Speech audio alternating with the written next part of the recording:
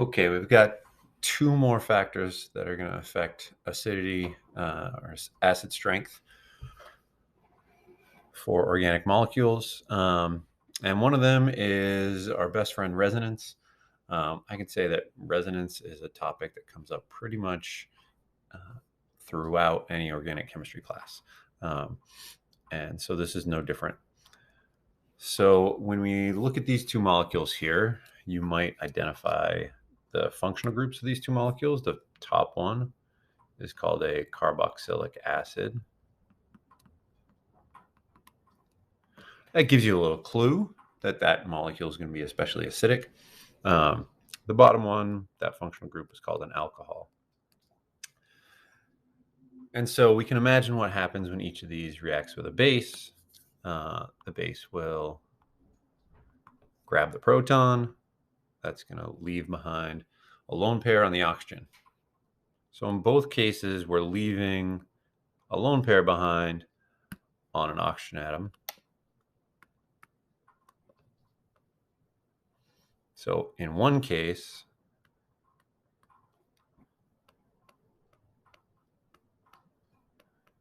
we get this product that we call a carboxylate. In the second case, we get a product that's called an alkoxide. But in both these cases, the negative charge in the lone pair left behind on an oxygen, right? So it's the same kind of atom, same electronegativity, right? We said electronegativity was a factor, but in this case, that's not going to be a factor. But what is different here is that for the carboxylic acid, that negative charge isn't really stuck on the one oxygen. Because there's a pi bond next door, we can share that lone pair. And when we share that lone pair, we can move the pi bond out of the way, and we can draw an alternate resonance structure of this conjugate base, where instead now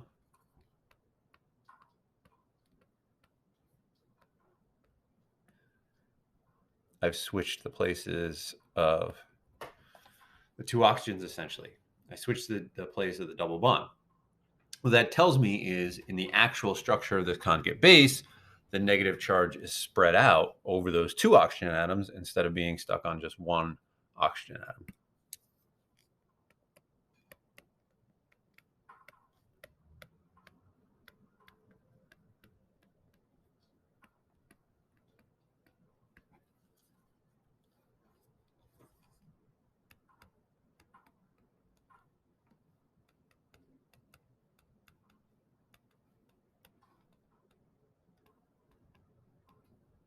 If we look at our pKa sheet, we can see that the pKa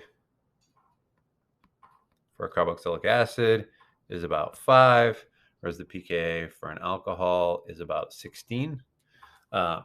So we can see that this is a pretty big effect, right? 11 pKa units, that means 10 to the 11th times difference. Okay, so what's my conclusion here? Well, when I can share the negative charge, spread out the negative charge by resonance, that's going to make a molecule more acidic. So my conclusion is that if the negative charge in the conjugate base spread out resonance, then the acid will be more acidic, more willing to lose H+.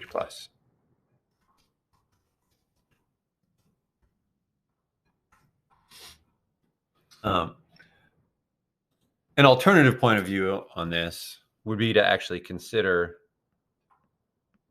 the resonance structures in my carboxylic acid itself.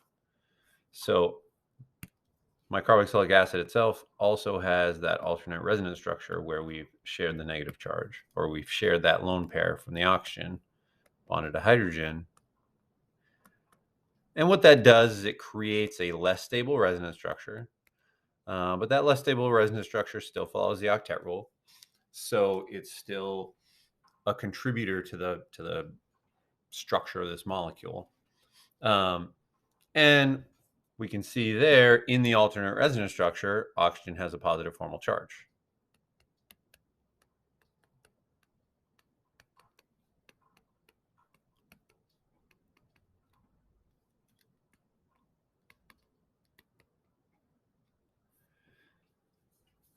What did we say positive formal charges do to acid strength? Well, we said positive formal charges make a molecule a stronger acid.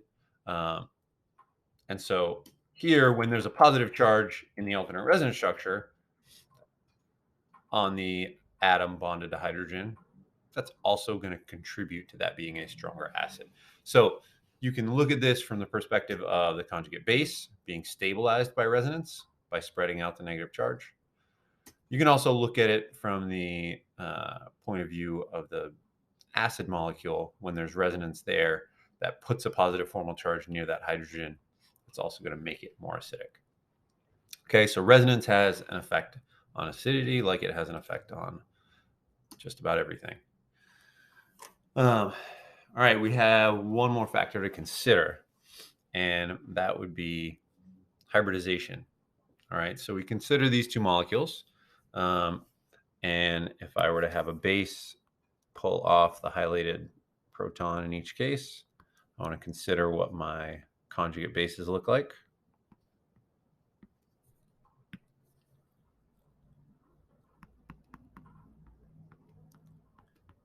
And in each case, I'm going to leave behind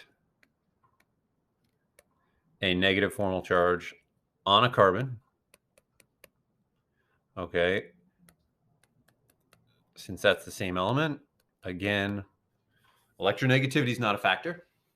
All right. Formal charge is not a factor because they both have the same formal charge. Neutral to start, negative when we make the conjugate base.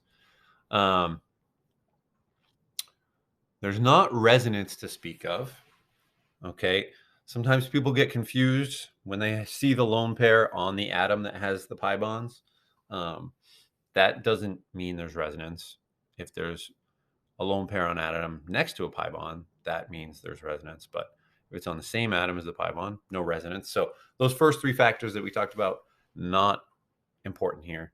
But this final factor is hybridization. So if I identify the hybridization of these two atoms, the carbon here in this, what we call terminal alkyne, this carbon is sp hybridized.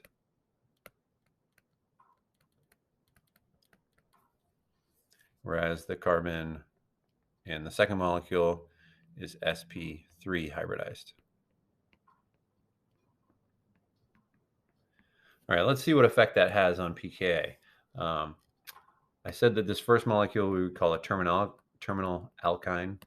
Terminal because it's at the end of the molecule, alkyne because it's got the carbon-carbon triple bond. And for that, the pKa is about 24 or 25. Second molecule is just a regular old alkane. For an alkane, the pKa is about 50. Okay. So we can see there's a pretty big effect here. The terminal alkyne is more acidic by 25 pKa points. That's 10 to the 25th times different. So that's a big, profound effect. How can we explain that? Well, let's go back to thinking about what hybridization means. All right. So hybridization means we're mixing s orbitals and p orbitals to make our hybrid orbitals. Think about the three levels of hybridization. sp hybridization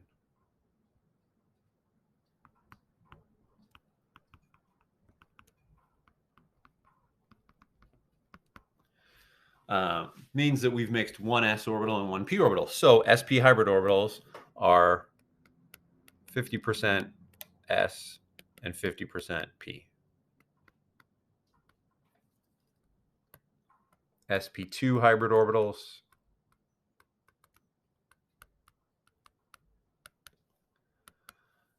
that's an s and two p orbitals getting mixed together. So each one is a third each. So roughly 33% S and 67% P. And then sp3 hybrid orbitals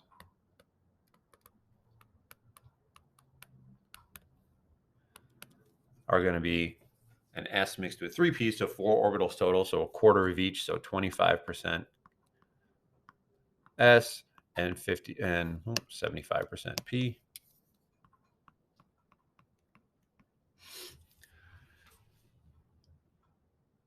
And we've got to remember S orbitals in general are lower energy than p orbitals.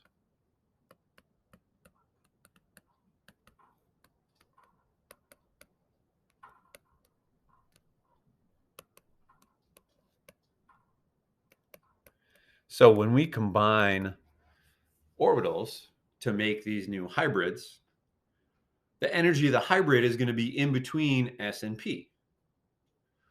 But where they fall in between is going to depend on how much S they have in them and how much P they have in them. So if we imagine a graph with energy on the vertical axis, and we said, all right, S orbitals are lower, so we could say S is down here, and then P is up here. If we think about where sp hybrid orbitals would fall,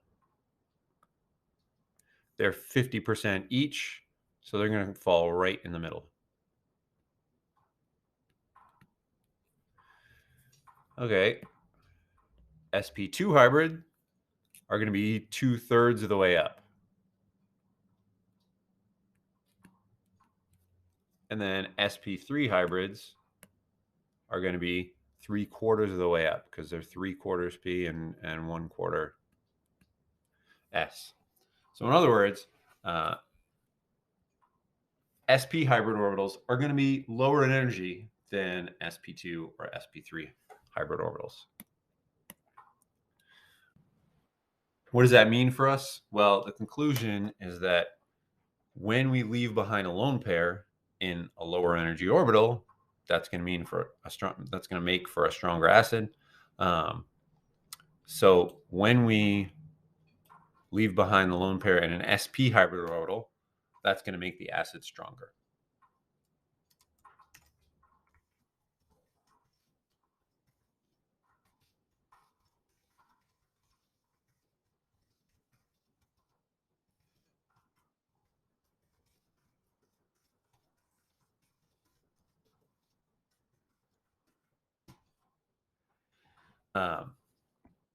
And so looking back at this example, we can see it's a pretty big effect.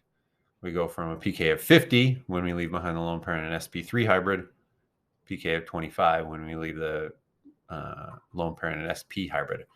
And that's without a change in electronegativity. You know, another way to think about this is that making an atom sp hybridized increases its effective electronegativity. It means that carbon atom is behaving like a more electronegative atom, more willing to hold on to a lone pair.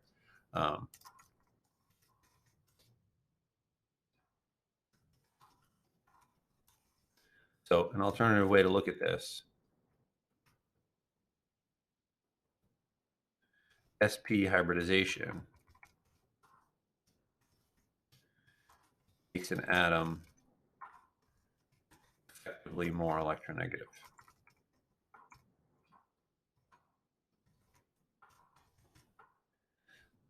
So that carbon that's sp hybridized is behaving maybe more like somewhere in between a nitrogen and an oxygen, because we know when a hydrogen is bonded to oxygen, pK of 16. When a hydrogen is bonded to nitrogen, pK of 35.